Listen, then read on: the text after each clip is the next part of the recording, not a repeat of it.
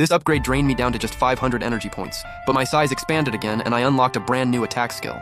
Even the plants and fish inside me got a boost. They started growing way faster. Water arrow, pretty self-explanatory. It lets me fire condensed water arrows at enemies, and each one costs 100 energy. I can fire up to 20 at once, and the bigger the lake, the more arrows I can summon. Seeing all this, I was kind of stressed. At my current energy level, I could only use water arrow 5 times. But hey, with a new attack skill in my arsenal, I was confident I could take down that fire lion, and the system reward was going to be massive. From the buffalo's memories, I knew the fire lion's main prey was buffalo.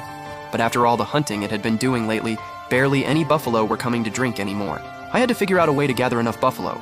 That was the only way to lure the fire lion here. The next evening, I used spring rain again. Only a wide-range rainfall like this could be tempting enough to bring the buffalo back to drink. Sure enough, right as night fell, a few buffalo cautiously made their way over.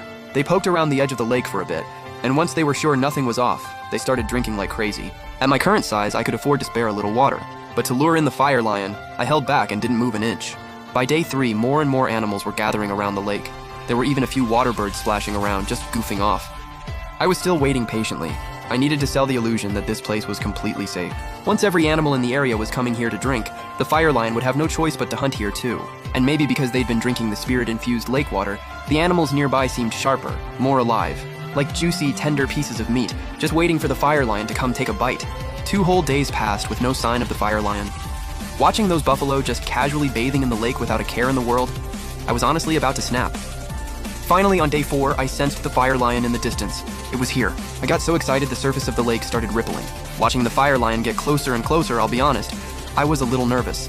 This was my first time hunting a tier 3 beast, and this one looked anything but ordinary. Could I actually pull this off? Honestly, I wasn't so sure.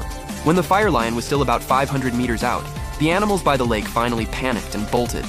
The buffalo that had been playing in the water were especially terrified, scrambling desperately to get ashore.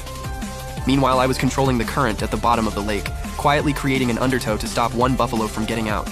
In a flash, the fire lion reached the lake's edge and clamped its jaws around the buffalo's neck.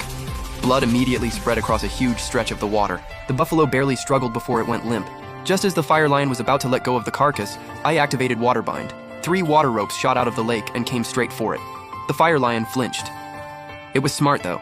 It hurled the buffalo's body right at the ropes, but these ropes were controlled by my consciousness, insanely agile.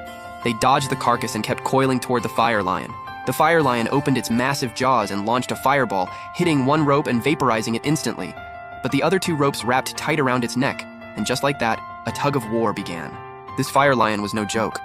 It was holding its own against my entire lake, and the ring of fire around its neck was getting bigger and bigger. The water ropes coiled around it were about to be